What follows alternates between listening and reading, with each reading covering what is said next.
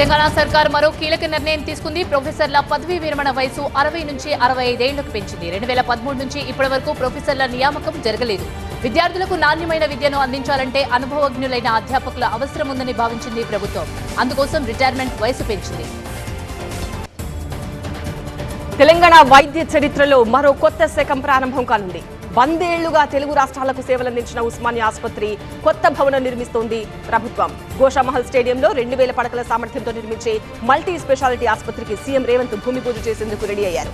అత్యాధునిక సౌకర్యాలతో ఆసుపత్రిని నిర్మించేందుకు ఇప్పటికే అన్ని ప్రణాళికలు పూర్తి చేశారు. ఆదిలాబాద్ జిల్లా కేస్లాపూర్లో నాగోబో జాతర ఘనంగా కొనసాగుతుంది. సాంస్కృతిక కార్యక్రమాలతో కళాకారులు ఆకట్టుకుంటున్నారు. గిరిజనుల జీవితాన్ని ప్రతిబింబించేలా జరిగిన ప్రదర్శనలు ప్రత్యేక ఆకర్షణగా నిలిచాయి. జాతరకు హాజరై గిరిజన దేవతలకు పూజలు చేశారు మంత్రి సీతక్క. నాగోబా జాతరను ఇంటి పండుగ జరుపు.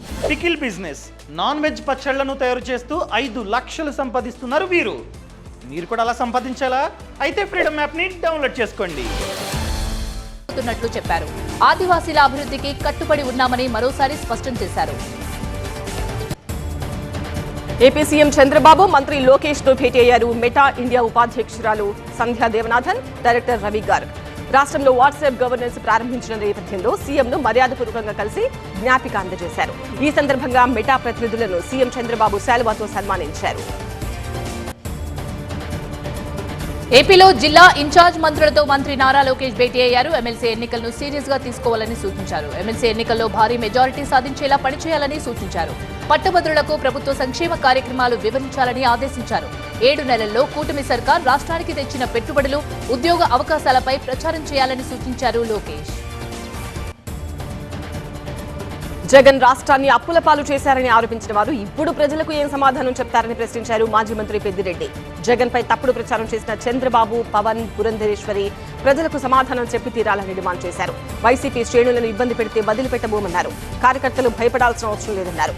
కార్యకర్తలను వేధించిన టీడీపీ మూల్యం చెల్లించుకోక తప్పదని హెచ్చరించారు. మాజీ మంత్రి పెద్దిరెడ్డిపై ఫైర్ అయ్యారు ఎమ్మెల్యే గాలి భానుప్రకాష్. 40 ఏళ్ల అనుభవం ఉన్న పెద్దిరెడ్డి అటవీ భూములు కొల్లగొట్టడం దారుణమన్నారు. భూ ఆక్రమణలు నిజమని తేలిన వెంటనే ఆయనతో పాటు కుమారుడు రాజీనామాకు సిద్ధం చేయాలని డిమాండ్ చేశారు నగరి ఎమ్మెల్యే భానుప్రకాష్.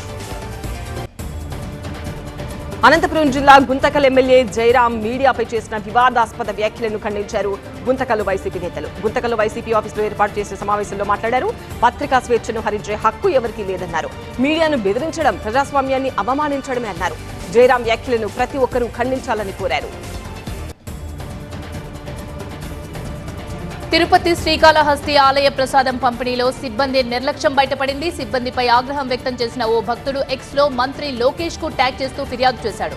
దీనిపై వెంటనే స్పందించిన మంత్రి విషయాన్ని వెంటనే దేవాదాయ శాఖ కమిషనర్ దృష్టికి తీసుకెళ్లారు.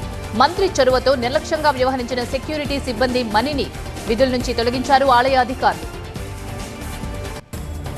అబద్ధాలు చెప్పి కాంగ్రెస్ అధికారంలోకి వచ్చిందన్నారు మాజీ మంత్రి ఎర్రబెల్లి. వరంగల్ జిల్లా వర్ధన్నపేటలో బీఆర్ఎస్ కౌన్సిలర్ల వీడ్కోలు సమావేశానికి చీఫ్ గెస్ట్ గా హాజరై మాట్లాడారు. వర్ధన్నపేటలో తన హయాంలో చేసిన అభివృద్ధే తప్ప కొత్తగా ఏమీ లేదన్నారు. దొంగ హామీలతో మహిళలను మభ్యపెట్టారని ఆరోపించారు. వచ్చే స్థానిక ఎన్నికల్లో కాంగ్రెస్ కు ప్రజలు బుద్ధి చెప్పడం ఖాయమన్నారు. ఏపీలో భూములకు రేపటి నుంచి కొత్త మార్కెట్ ధరలు అమలు కానున్నాయి. ఛార్జీలు పెరిగే అవకాశం ఉండడంతో రిజిస్ట్రేషన్ కార్యాలయాలు కిక్కిరుస్తున్నాయి. పాత ధరలతో రిజిస్ట్రేషన్లకు ఇవాల్టితో ఆఖరి కావడంతో జనం రిజిస్ట్రేషన్లకు తొందరపడుతున్నారు. రిజిస్ట్రేషన్లు భారీగా పెరగడంతో కొన్ని ప్రాంతాల్లో సర్వర్లు మొరాయిస్తున్నాయి. ఇవాళ కూడా భారీగా రిజిస్ట్రేషన్లు జరిగే అవకాశం ఉందని చెబుతున్నారు ఒంగోలు జిల్లా రిజిస్టర్ బాలరామంజనేయులు. అన్నమయ్య జిల్లాలో పోలీస్ అధికారి లంచం తీసుకుంటూ ఏసీబీకి దొరికిపోయాడు. ఓ కేసులో బాధితుల నుంచి ₹1,00,000 లంచం తీసుకుంటూ రామసముద్రం ఎస్ఐ వెంకట సుబ్బయ్య ఏసీబీకి రెడ్ హ్యాండెడ్ గా దొరికాడు. ఆయన్ను అదుపులోకి తీసుకుని ప్రశ్నిస్తున్నారు పోలీసులు. తిరుమలలో చిరుత సంచారం భక్తులను భయపెట్టింది. శిలాతోరణం దగ్గర చిరుత సంచారాన్ని గుర్తించి టీటీడీ అధికారులకు సమాచారం అందించారు భక్తులు. ఔటర్ రింగ్ రోడ్ సర్వదర్శనం క్యూ లైన్ సమీపంలో చిరుత సంచారంపై భక్తులను అప్రమత్తం చేశారు అధికారులు. Hyderabad press wings club silver Jubilee వేడుకలు ఘనంగా జరిగాయి. ఈ సందర్భంగా పలు రంగాల్లో 25 ఏళ్లుగా సేవలందిస్తున్న ప్రముఖులకు అవార్డులు ప్రదానం చేశారు. జర్నలిజంలో సేవలందిస్తున్న టీవీ9 అసోసియేట్ ఎడిటర్ శివనాగరాజుకు ఈ అవార్డు దక్కింది. న్యూస్ ప్రెజెంటర్ స్నేహిత, ప్రముఖులు కట్టకం భాస్కర్, సుబ్బారెడ్డి, గాదే శివ చౌదరిలకు ప్రెస్ వింగ్స్ క్లబ్స్ అధ్యక్షుడు అమీన్ ఆలం అవార్డులను అందించారు.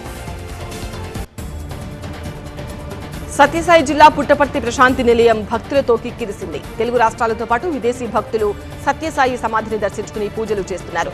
సత్యసాయి పూర్వపు విద్యార్థులు నిర్వహించిన సాంస్కృతిక కార్యక్రమాలు ఆకట్టుకున్నాయి. సంగీత గాన కచేరీతో పూర్వ విద్యార్థులు సందడి చేశారు.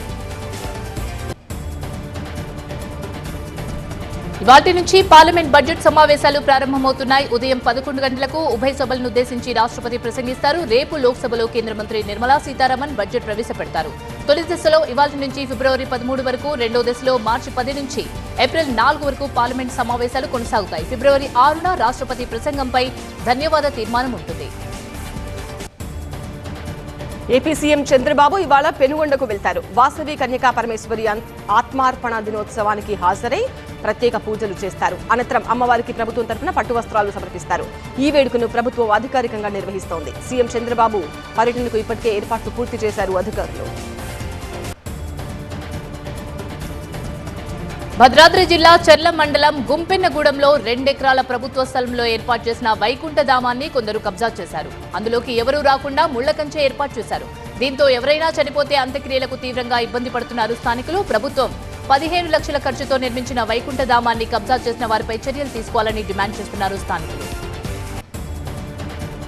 ఖమ్మం జిల్లా నేలకొండపల్లి భక్త రామదాసు ఉద్యాన మందిరంలో రామదాసు 392వ జయంతి ఉత్సవాలు రేపటి నుంచి ప్రారంభం కానున్నాయి. భద్రాద్రి దేవస్థానం భాషా సాంస్కృతిక శాఖ ఆధ్వర్యంలో రేపటి నుంచి 3 రోజుల పాటు ఉత్సవాలు కొనసాగుతాయి. ఈ వేడుకలకు వివిధ రాష్ట్రాల నుంచి రామదాసు భక్తులు హాజరవుతారు. తొలి రోజు సీతారామచంద్ర స్వామికి అభిషేకాలు, నగర సంకీర్తన ఉంటుంది. సత్యసాయి జిల్లా ఒడిశీ మండలంలో ఎండిన పొలంలోని బోరుబావి నుంచి పాతాళ గంగా ఉబికి వస్తుంది. 1000 అడుగుల లోతున్న బోరుబావి నుంచి నీరు ఉప్పొంగి ప్రవహిస్తుండటంతో రైతు ఆనందానికి అవధులు లేకుండా పోయాయి. మోటార్ ఆన్ చేయకుండానే పైకి ఉబికొస్తున్న గంగను చూసి మురిసిపోతున్నాడు. దళిత బహుజన విద్యార్థి సంఘం ఆధ్వర్యంలో ఉస్మానియా వర్సిటీలో మందల కలవాలిరో మహాజన అంటూ సాగే పాటను ఆవిష్కరించారు. ఈ ప్రారంభోత్సవానికి నర్సింగ్రావు, దరువు ఎల్లన్న, ఏపూరి సోమన్న సహా పలువురు హాజరయ్యారు.